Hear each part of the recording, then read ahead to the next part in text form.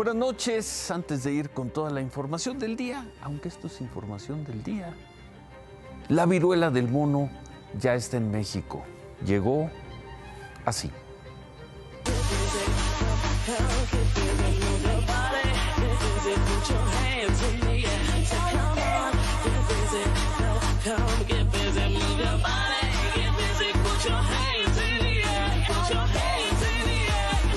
Así fue como la viruela del mono llegó a Puerto Vallarta y comenzó su contagio. Lo que parecía solo fiesta y diversión en el Mantamar Beach Club terminó con una alerta sanitaria del gobierno de Jalisco.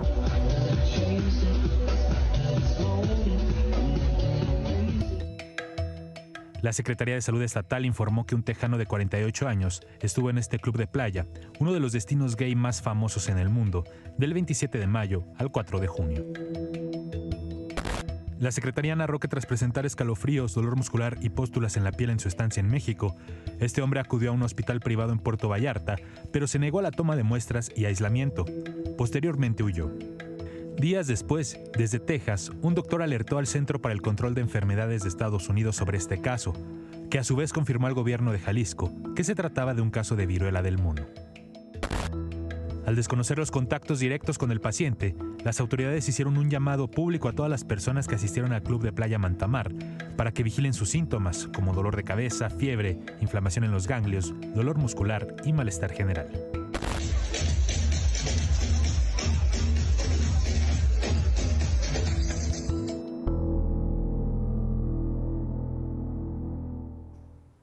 Llegó a México, es imposible calcular, pronosticar hoy la magnitud de esta enfermedad, pero ahí está un primer caso. Mañana al mediodía, la Dirección de Salud Pública de Jalisco dice o informó que va a presentar un informe de cuántas personas más han podido contactar y cuántas estarían contagiadas por este nuevo virus conocido como la viruela del mono. Mañana al mediodía se tendrá una idea mucho más clara de las consecuencias de este primer contagio y traído por, según la información de hoy, por un turista extranjero.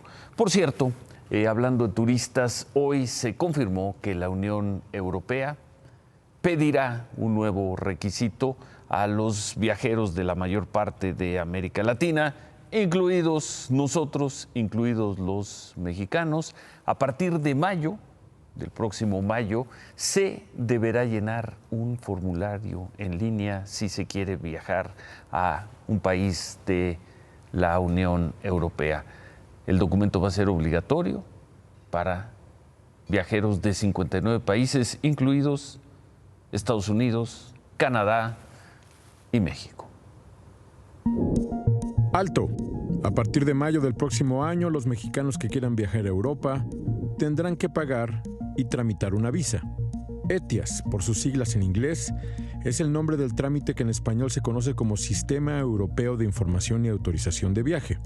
Se trata de una visa obligatoria que se tramitará por internet, tendrá una vigencia de 3 años y permitirá viajes hasta de 90 días seguidos en la Unión Europea. ¿Cuánto va a costar? El precio aún no ha sido especificado para México, pero para otros países de América Latina el costo es de 7 euros, que equivalen a 147 pesos. ¿Qué van a pedir para obtenerla? Pasaporte válido, dirección de correo electrónico y una tarjeta de débito o crédito. ¿Por qué se va a pedir visa a los mexicanos?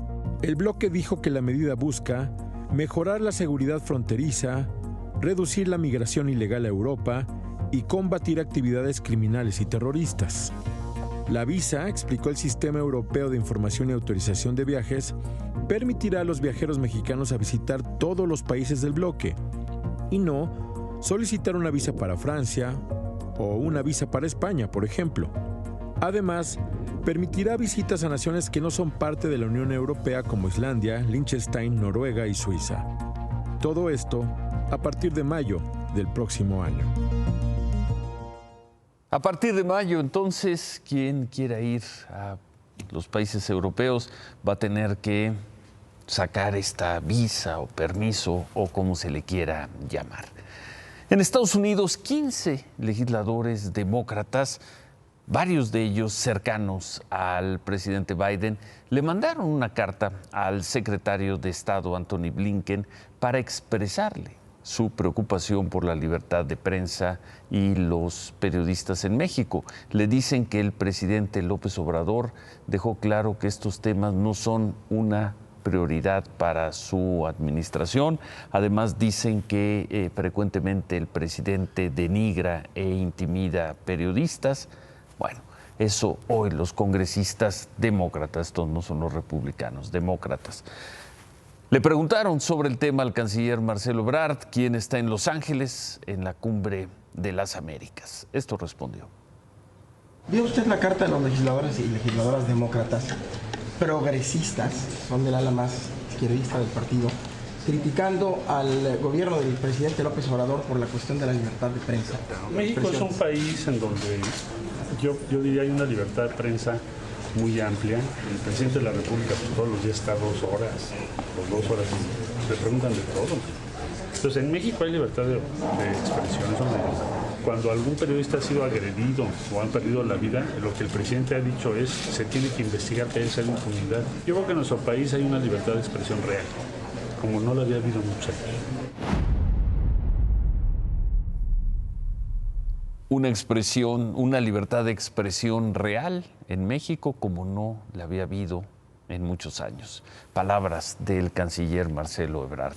Hoy, por cierto, la Fiscalía de Veracruz detuvo a una segunda persona que dice la Fiscalía estuvo involucrado en el asesinato de las periodistas Yesenia Mollinedo y Sheila García, este asesinato que se dio en Cozoleacaque a principios de mayo. En otras cosas, el lunes los dirigentes del PRI, aquí lo vimos, los dirigentes del PRI, del PAN y del PRD hicieron su evaluación de los resultados de la elección del domingo y sacaron la frase de que hay tiro, que con ellos como oposición hay tiro para 2024. Hoy, con 48 horas de retraso, le respondió el presidente López Obrador. ¿Que si hay tiro? No, pues claro que sí. Sí. En política, sí. No se puede decir que nada es irreversible. Y en la democracia menos, porque es el pueblo el que manda. Y nada en política y habiendo democracia es eterno. Bueno, sí hay tiro, dice el presidente López Obrador, claro que sí, y donde no deja de haber tiro es en las polémicas entre el expresidente Felipe Calderón y el presidente Andrés Manuel López Obrador. ¿Cuál es mi vinculación con el narcotráfico en México? Yo no soy Felipe Calderón, aunque no les guste, no solo a sus más cercanos simpatizantes, sino a muchos que votaron por él. Era una respuesta amplia que dio el presidente a la pregunta de algo que había dicho. Había expresado el ejército de Estados Unidos, el Comando Norte, hace 2 años de que una parte del territorio mexicano estaba controlado por los grupos criminales. El presidente dio una respuesta amplia, terminó con esta expresión. Dice, yo no soy como Felipe Calderón. Y contrario a lo que había dicho, a lo que había hecho durante una temporada de no responderle al presidente López Obrador, hoy el expresidente Calderón tuiteó: en mi gobierno se combatió frontalmente a la delincuencia para proteger a las familias mexicanas. La seguridad y el Estado de Derecho fueron prioridad. Nos esforzamos por recuperar cada pueblo y cada calle que estaban en manos del crimen. No somos iguales, bendito sea Dios.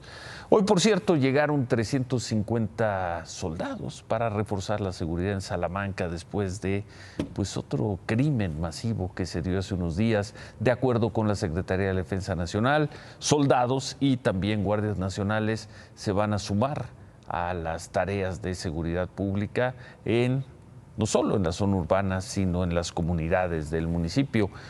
Ahí están las imágenes, patrullajes por las principales calles de la ciudad. Bueno, esto se da luego del asesinato de 5 estudiantes y una mujer de 65 años en la comunidad de Barrón.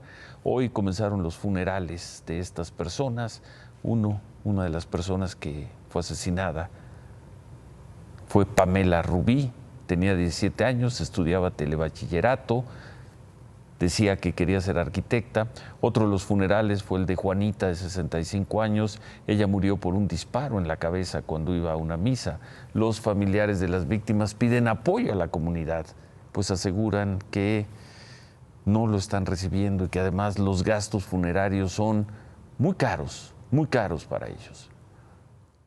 La ley que haga lo que le corresponde. Yo tengo fe y tengo confianza que hay un Dios. Si la ley no puede hacer las cosas que debe de hacer, a ver a un Dios que los va a hacer. Si ella siempre dice, te voy a sacar de esta pobreza que vivimos. Yo voy a hacer tu orgullo de la casa, dice. Y le dice, yo de todos, estoy orgullosa de todos mis hijos.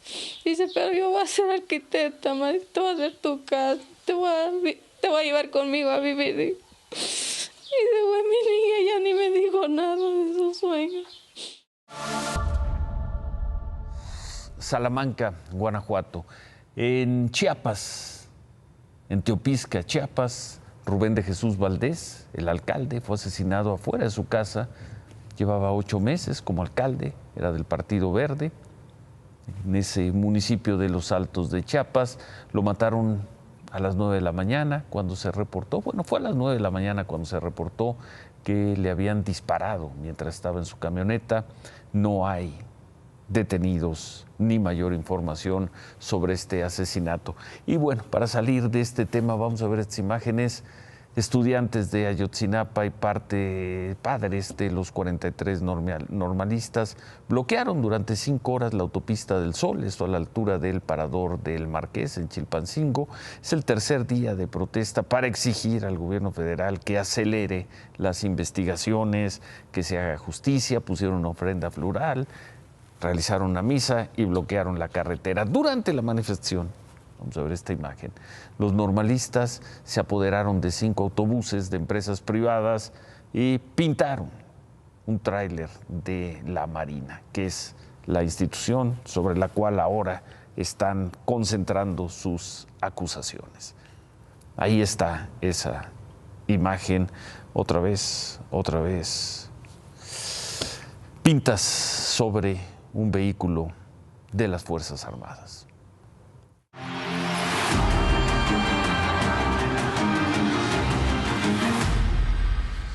Y sobre el caso de la abogada Cecilia Monzón, asesinada el 21 de mayo, cuyos asesinos ya fueron detenidos, entre ellos su expareja Javier López Zavala, un político de larga tradición, ex candidato al gobierno de Puebla por el PRI. Hoy la hermana de la víctima, la señora Elena Monzón, hizo esta denuncia.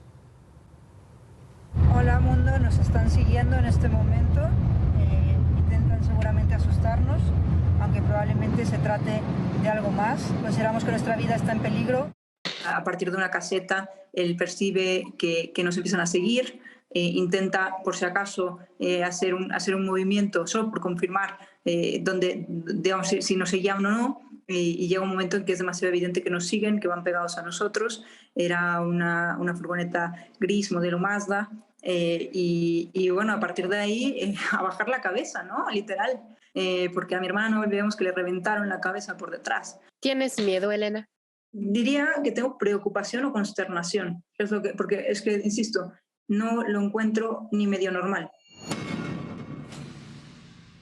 Bueno, hoy se vio esta imagen a unos metros de las oficinas de la Fiscalía de Puebla. Desde hace unos días se había colocado una manta sobre un puente peatonal con la frase "Justicia para Cecilia". Bueno, hoy, como en aquella película de hace algunos años, la manta fue cubierta con otra lona. Para la Fiscalía de Puebla, con la detención de Javier López Zavala y los 2 asesinos materiales, el crimen, pues dicen que está esclarecido y se tapó se tapó ese anuncio. Claudia, buenas noches. Ciro, buenas noches. Una gran noticia definitivamente la que anuncia hoy el presidente de la Suprema Corte de Justicia, Arturo Saldívar, porque lo hemos hablado en este espacio, el compromiso que hace semanas se hizo con las mujeres reclusas de Santa Marta, Acatitla, para apoyarlas en su defensa legal. En principio se habló de tomar la defensa de 200 casos. Esta noche el ministro Saldívar tuiteó: me complace enormemente anunciar que a menos de un mes de mi visita a Santa Marta, el día de hoy recobrará su libertad Alna, a quien se le había obstaculizado desde hace más de año y medio su libertad preliberacional.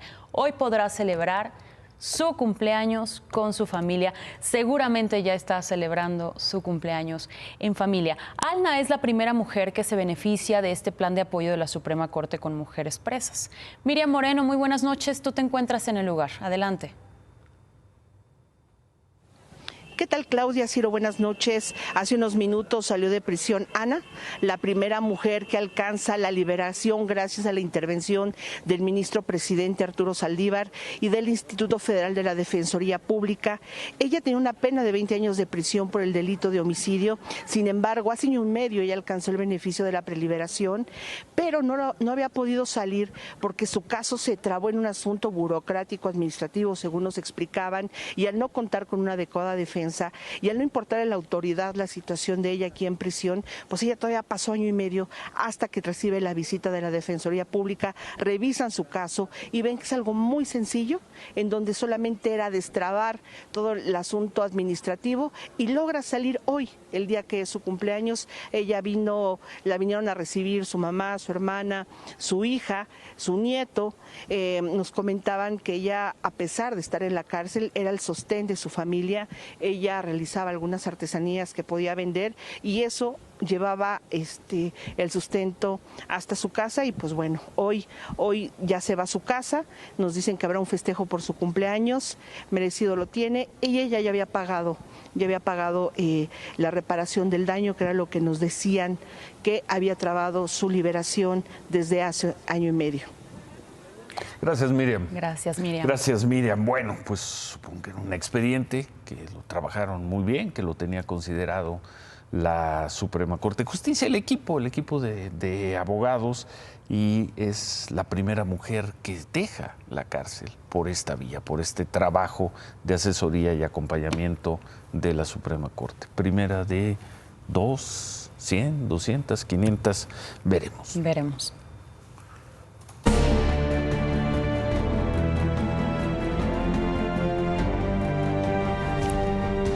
Bueno, se habla que en las democracias los perdedores deben saber reconocer su victoria, y también se dice que los ganadores deben saber ganar y no burlarse del derrotado.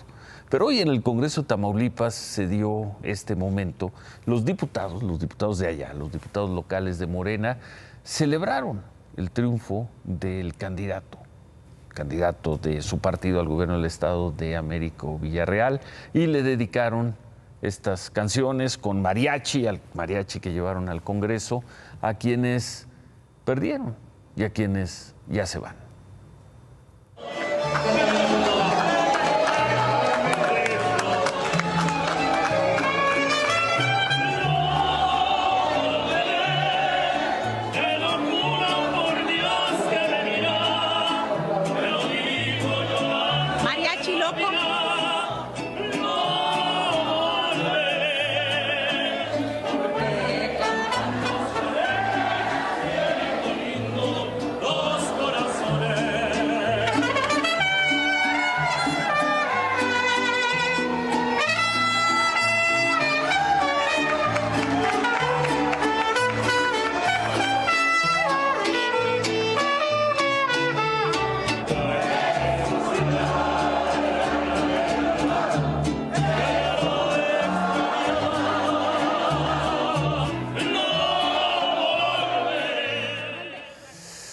Bueno, están muy contentos los seguidores de quien será el próximo gobernador de Tamaulipas, Américo Villarreal, por la victoria. La fueron a celebrar así al Congreso de Tamaulipas.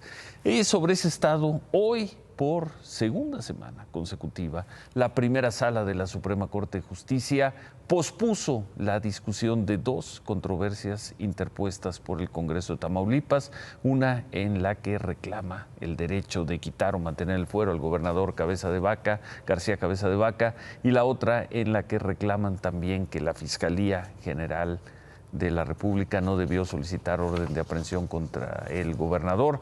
Desde la semana pasada informamos que el sentido de los dos proyectos le daría la razón al Congreso de Tamaulipas, es decir, el gobernador nunca habría perdido el fuero y se anularía la orden de expresión. Sin embargo, se sigue aplazando la decisión. Le pedimos una opinión al equipo jurídico del gobernador García Cabeza de Vaca.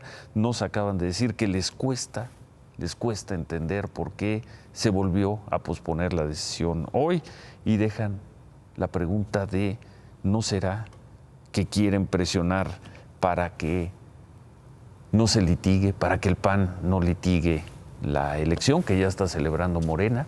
Y sobre estos temas, el Tribunal Electoral Federal ratificó hoy las sanciones contra los 16 gobernadores de Morena y la jefa de gobierno de la Ciudad de México por haber violado la veda en el proceso de revocación de mandato. La Sala Superior del Tribunal consideró que violaron la ley electoral cuando los gobernadores difundieron un desplegado que se llama Gobernadores y Gobernadoras de la Cuarta Transformación, que lo hicieron durante el proceso de revocación de mandato. Ahora, ¿cuáles son las sanciones? Las van a determinar los congresos estatales. Además, el tribunal resolvió que los 16 gobernadores y la jefa de gobierno van a quedar fichados en la lista de servidores públicos sancionados. Lo más probable es que no pase nada. Y por cierto que quien también se sumó hoy a la mesa de los acusados fue el gobernador de Nuevo León, Samuel García, porque presentó un proyecto para atender la crisis por falta de agua en el área metropolitana de Monterrey. Todo iba bien hasta ahí, sin embargo, durante su conferencia explotó ante las quejas de la ciudadanía y lo hizo así. Ayer me mandan en redes, primero sin agua y ahora sin luz.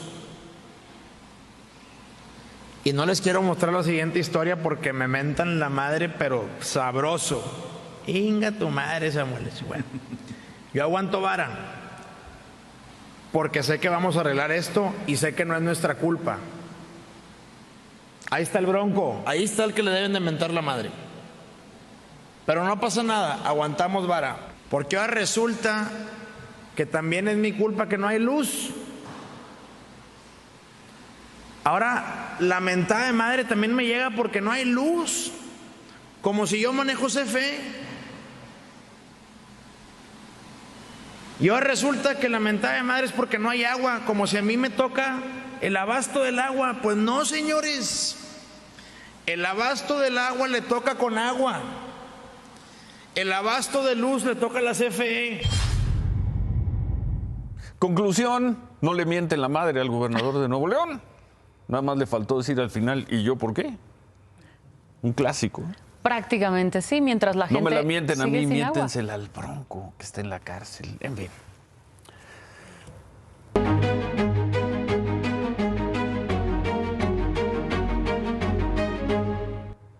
Veíamos al inicio del programa que el canciller Ebrard está en Los Ángeles. Por la noche acudió a la inauguración oficial de la Cumbre de las Américas, donde saludó al presidente de Estados Unidos, Joe Biden. Y durante su mensaje de inauguración, por cierto, el presidente Biden habló de los retos que enfrenta la región, como la migración, el crecimiento económico y la cooperación en el hemisferio. No dijo nada sobre Cuba, Venezuela, Nicaragua, países que no fueron invitados a la cumbre, pero hizo una defensa de la democracia en la región. Democracy is a hallmark of our region. As we meet again today, in a moment when democracy is under assault around the world, let us unite again and renew our conviction that democracy is not only the defining feature of American histories, but the essential ingredient to America's futures. Our region is large and diverse. We don't always agree on everything, but because we're democracies, we work through our disagreements with mutual respect and dialogue. Por cierto, dijo que el viernes se lanzará una declaración para un nuevo manejo de la migración. Esta mañana el presidente López Obrador reclamó que el gobierno de Estados Unidos no ha destinado un solo recurso para frenar la migración. Pide que sean $4,000 millones, pero de dinero público. Y Estados Unidos solamente ha comprometido apoyos, pero de inversión privada. Y a propósito de estos temas, en Huixtla, Chiapas, continúa la caravana migrante. Un grupo de más o menos 500 migrantes se concentraron en el punto de inspección aduanal en la comunidad de Cerro Gordo. Ahí el Instituto Nacional de Migración les está entregando las visas migratorias para que puedan circular por el país, y hasta esta noche han entregado alrededor de 1,250. El resto de la caravana permanece en Huixtla. Son unos 8,000 migrantes los que están ahí. Un grupo de unos 5,000 retomará mañana la caminata rumbo a Mapastepec, esto como una forma de mantener la presión hacia el Instituto Nacional de Migración y que continúe también agilizando los trámites. El resto de los migrantes, en su mayoría mujeres y niños, se quedará en Huixtla para realizar, en cuanto sea posible, su trámite de visa. En otras cosas, hace unos minutos el Ayuntamiento de Cuernavaca aceptó que las causas preliminares de la caída del puente del Paseo Ribereño fueron la falta de mantenimiento en su infraestructura y la desatención de las recomendaciones de Protección Civil. El gobierno municipal dijo también que van a llevar a cabo una investigación independiente de las iniciadas por la Fiscalía Estatal y la Fiscalía Anticorrupción. Informaron también que, en colaboración con el Colegio de Ingenieros, realizarán un dictamen pericial que determine las causas del colapso del puente.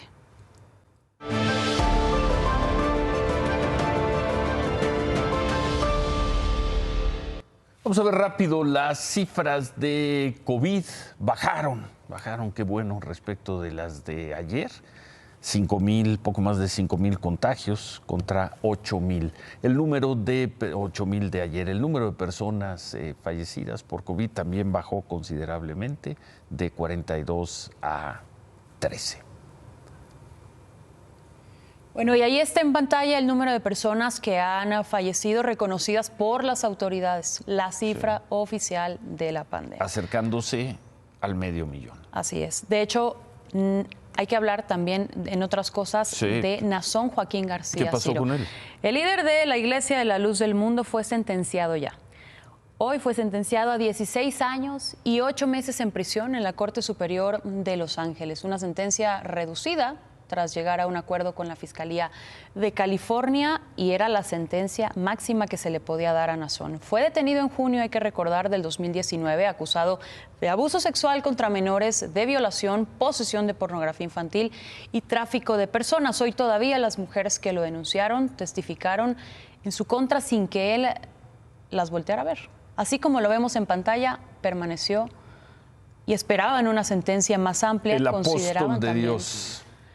Así es. De hecho, consideran que esta condena fue injusta, pero era la condena máxima luego de este acuerdo al que llegó con la Fiscalía. No entiendo, ellos escucharon y vieron las evidencias. Yo no sé qué está pasando ahorita, pero les urjo a todas las muchachas, a todas las niñas, a todas las mujeres que fueron víctimas alrededor del mundo de estos depredadores, salgan a denunciar a este señor. 16 años. 16 años es un terror. Es un terror.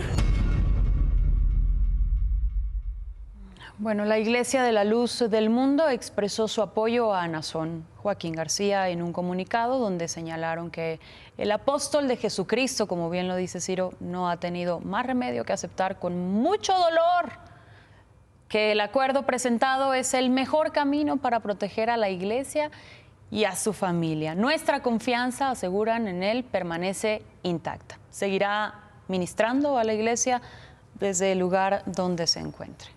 En fin, vimos esta situación con el padre Maciel a finales del siglo pasado, en los primeros años de este siglo. En aquel entonces eran los legionarios de Cristo negando una y otra vez los crímenes sexuales hasta que lo tuvieron que aceptar. La Luz del Mundo, por lo menos hoy, mantiene su apoyo total a su líder. Y lo mantendrá. Veremos cuánto tiempo más lo pueden hacer.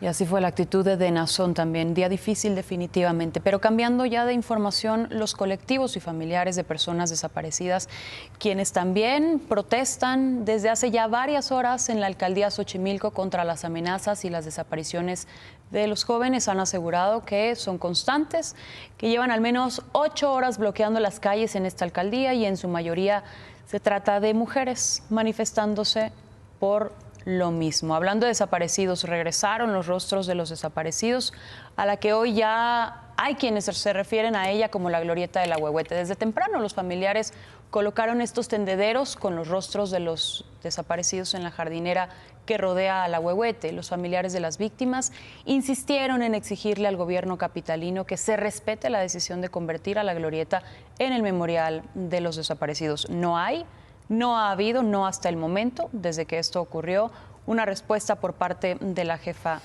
de gobierno. Pues sí regresaron, ahí están.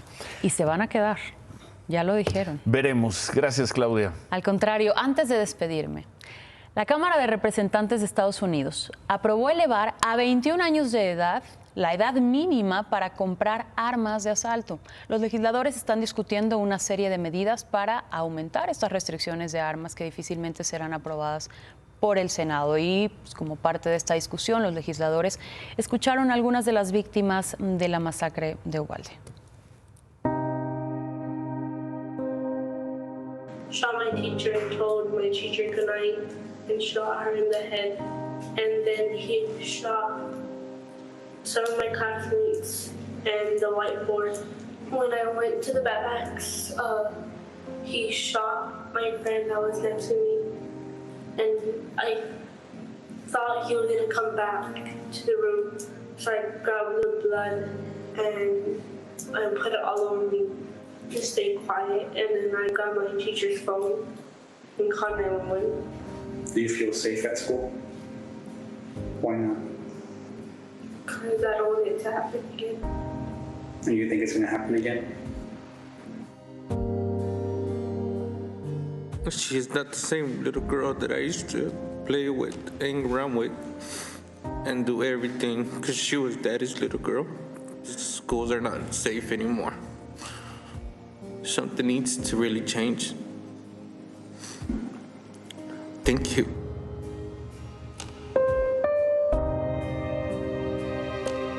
We are bleeding out and you are not there. My oath as a doctor means that I signed up to save lives. I do my job.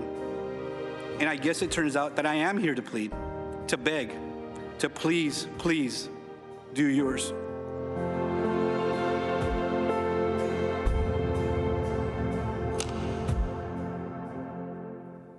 Gracias, Claudia. Gracias a ti, Ciro. Buenas noches. Gracias, buenas noches. Hacemos una pausa y para quienes estaban muy angustiados porque pensaban que no iban a poder cobrar en sus empresas porque no tenían esta constancia de situación fiscal, el SAT informó hoy que ya no se preocupen, que amplía ese plazo hasta el primer día del próximo año. Regresamos con eso, a ver qué dice David Páramo, y con esta mujer, con esta joven, con la joven de rojo. ¿Quién es? ¿Quién es la joven de rojo? Volvemos.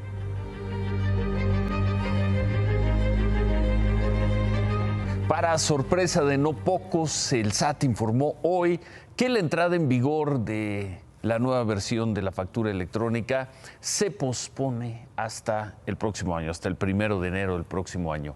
Esta factura, este requisito que provocó largas filas en las oficinas del SAT en las 2 últimas semanas a lo largo del país, porque las personas debían tramitar antes del 1 de julio un documento llamado constancia de situación fiscal para poder cobrar su sueldo, para facturar.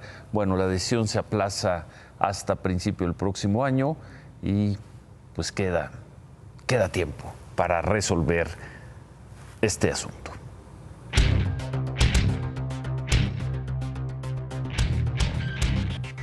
Sorpresa. Más o menos sí, buenas noches, Ciro. Buenas noches. Más o menos sí, más o menos no. Esto es producto de una serie de retrasos y de simple flojera de mucha gente. Cuando en la miscelánea fiscal del año pasado se dice que a partir de este año iba a cambiar la la nueva forma de hacer las facturas, la factura 04, 4.0, perdón, se dijo que se tenía que hacer el trámite. ¿Quiénes son profesionistas independientes? ¿Quiénes facturan? Ya tenían pues mucho avanzado, porque se venía cambiando y la constancia de situación fiscal la tienes que ir renovando. Pero aquí a donde pega es en los trabajadores. Si tú eres un trabajador que tienes un solo patrón, que no tienes otros ingresos más que los de tu patrón y ganas menos de 400,000 pesos al año, no tienes que presentar declaración.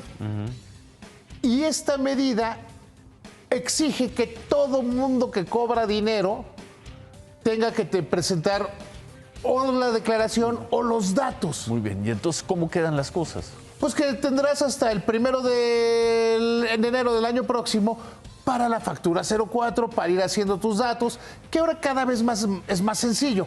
Por un lado, lo puedes hacer por internet. Que ya debe estar funcionando mejor la página. Porque se va a descargar, o sea, ya no va a haber grandes colas, o puedes ir al SAT. Si hubieran tomado el consejo del padre del análisis superior, ese que les decía, hagan información, hagan campañas para la gente, no hubiéramos visto estas historias que duraron unas semanas y que la medida está bien, pero es una medida que no se anunció correctamente. O sea, bien por el SAT. Al SAT no le gusta conceder, aquí concedió. Porque el peso era muchísimo y además estaba generando un problema grave. Muchos patrones habían entendido que no le podían pagar a sus trabajadores si no estaban estas constancias de situación fiscal. Si no habían hecho este trámite. Si no habían hecho ese trámite no les podían pagar y el SAT ha sido muy claro de que no te pueden retener el sueldo por eso. Pues por el SAT más o menos. No le gusta reconsiderar, pero tuvo que hacerlo porque más o menos bien. Remátala, David. Quienes están muy enojados son los de Aeroméxico, que presentan una solicitud de amparo no por el aeropuerto Felipe Ángeles, porque quieren saber cómo le hizo técnicamente el CENEAM y el aeropuerto de la Ciudad de México para bajar en 9 operaciones el número de los totales que se pueden hacer. Dicen, y tienen razón, que no hay un argumento técnico. Bueno, hacemos una pausa y al regresar, ¿quién es esa joven de rojo que vemos en la pantalla? ¿Por qué está ahí? ¿Por qué tiene esa mirada? La joven de rojo, qué momento tan estremecedor y qué ejemplo, uno más, de que en la guerra de las emociones y las afinidades y las simpatías, en esa guerra, Ucrania sigue haciendo pedazos a Rusia. Se quedan con ¿Qué importa? Gracias, buenas noches. ¡Ánimo!